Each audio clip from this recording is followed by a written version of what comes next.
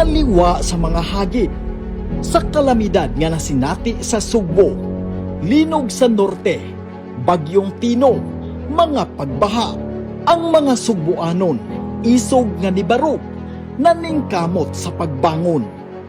Sa bagong administrasyon, gisalikway una ang politika ug gitutukan ang paghatag og serbisyo nga makatabang sa katawhan.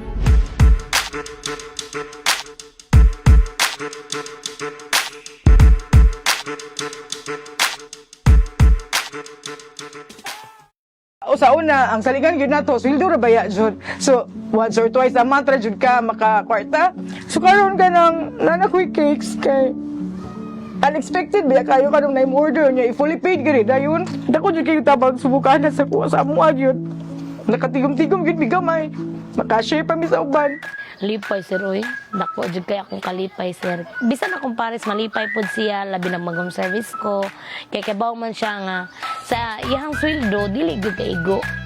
Dako jud kayo siya og kalahian mo nang dako jud kay tabang nga naapil ko sa Sugbo Kahanas. Sugod nga ni-apil ko sa Sugbo Kahanas. Ani nga programa dako kay siya katabang sa kuha kay tungod aning programa naabot ko diri sa Taiwan. Mas ni kuan akong among kahimtang karon sa akong pamilya, sa akong anak, na ko yung ma-provide nila nga financial. Gipabilin ang mga programa nga nakahatag og alibyo sa panginabuhi. Ang mga programa nga nakahatag og kaayuhan atong padayonon sama sa Sugbo Kahanas.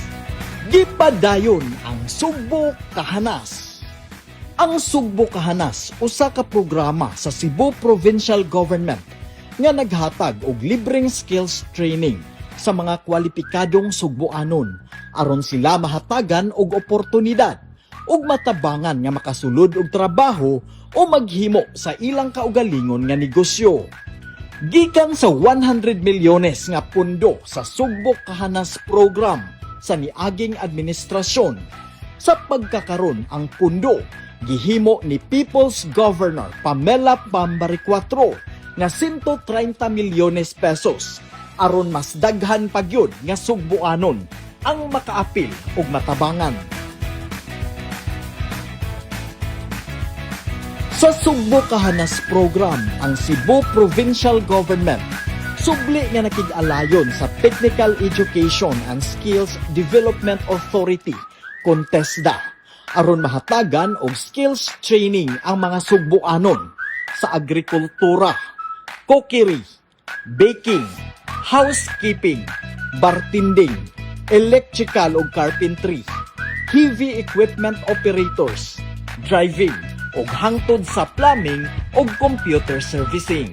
Ang Sugbo Kahanas program naglantaw sa hayag nga kaugmaon sa matag Sugboanon, naghatag og katakos, kahibalo, aron andam sa mga oportunidad sa trabaho ug negosyo.